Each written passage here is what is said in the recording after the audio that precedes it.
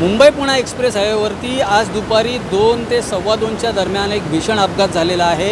Mumbai Pune express हायवेच्या Mumbai लेनवरती Khopoli हद्दीत जो नवीन बोगदा आहे त्या नवीन बोगद्यापासून ते फुटमॉलपर्यंत या जवळपास 2.5 ते 3 किलोमीटरच्या दरम्यान एक बेकाबू ब्रेक फेल झालेला जो एक ट्रेलर होता त्याने जवळपास 25 ते 30 गाड्यांना धडक दिलेली आहे।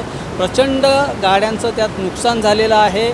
जवळपास 20 ते 21 जण यामध्ये जखमी झालेले आहेत। त्यावेळेला मदत कार्यासाठी पहिल्यांदा पोहोचलेली खोपोलीची हेल्थ फाउंडेशन ही जी संस्था आहे त्याचे सदस्य तिथे पोहोचलेत। आपण हा कसा अपघात झाला आहे, किती जखमी आहेत, कसे त्यांना उपचारासाठी पाठवण्यात आलं हे त्यांच्याकडनं जाणून घेऊया। आपल्यासोबत आहेत हेल्थ फाउंडेशनच्या भक्ती, काय सांगाल, हा अपघात कसा होता, एकंदरीत किती गाड्यांचं यामध्ये नुकसान आहे, किती जण यामध्ये जखमी झालेले आहेत आणि किती यामध्ये मयत आहेत, काय माहिती?